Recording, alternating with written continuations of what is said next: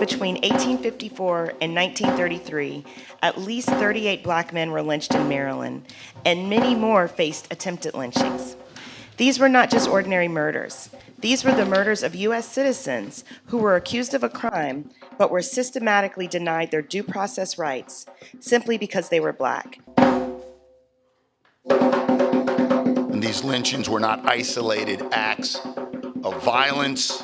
They were systemic tools of racial terror used to enforce white supremacy. Law enforcement, it did play a direct role in allowing these crimes to happen. One of the most egregious examples of this occurred right in 1933 here in Maryland, George Armwood in the Princess Anne, Maryland area. After Armwood, a black man was accused of raping a white woman. The mob broke into the jail, took him from his cell, and lynched him. Law enforcement did nothing to stop it. In fact, there are reports that they participated and accompanied them. It sent the signal that black lives did not matter in the eyes of those charged with maintaining the law. The lack of accountability for these crimes reinforced a culture of impunity and racial terror. We must acknowledge the deep scars left on black communities, the wounds that remain open even as we try to heal. We cannot shy away from our truth. The history of lynching is not simply a chapter from the past.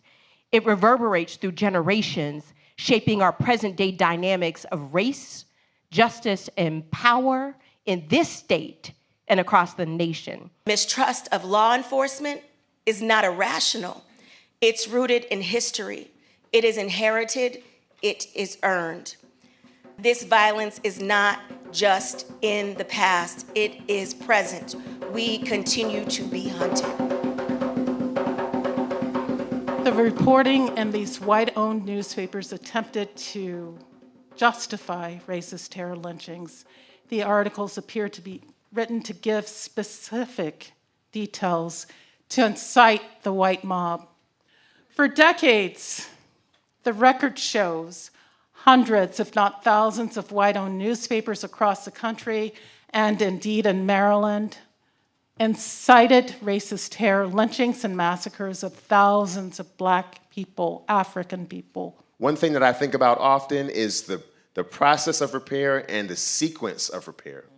The sequence of repair.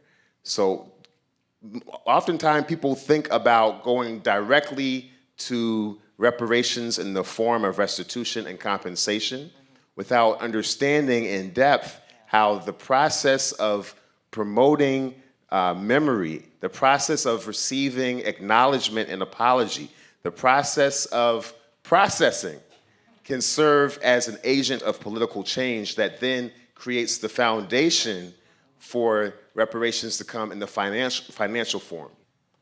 George Armwood's death certificate says the cause of death was killed by mob after felonious assault on aged white woman. That's what the coroner said. Investigation of the underlying crime, clearing the names of people who were wrongly accused. I don't think we should lose the dignity assault on black men, on their families, on black women who were lynched, on the individuals. You cannot repair unless you are giving a proper accounting of the harm. What does repair look like? It begins with a shared public acknowledgement of the harm.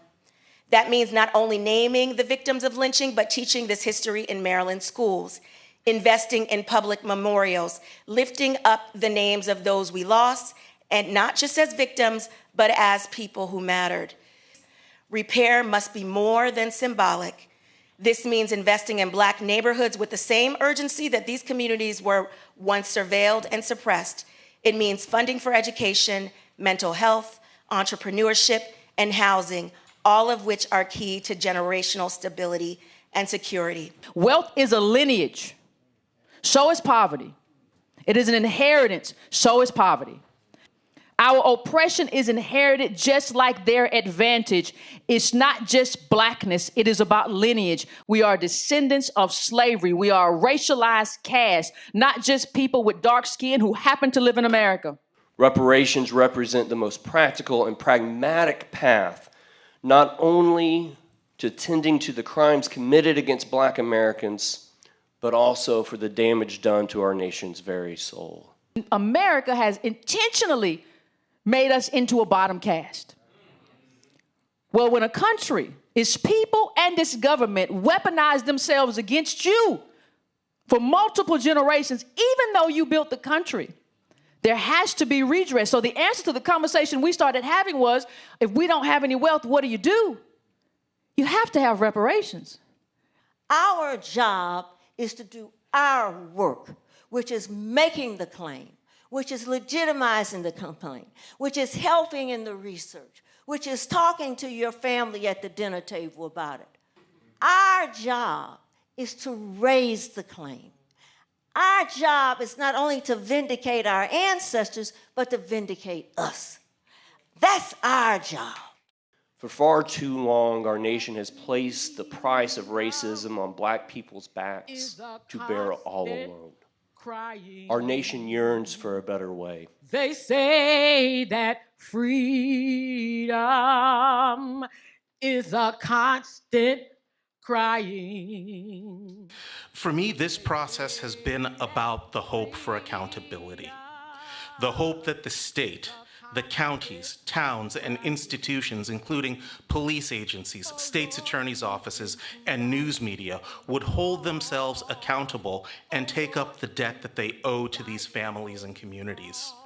So I implore the General Assembly and Governor Moore to find the courage to enact the recommendations for reparations that we shall present. Justice demands it. We must be free. We must be free.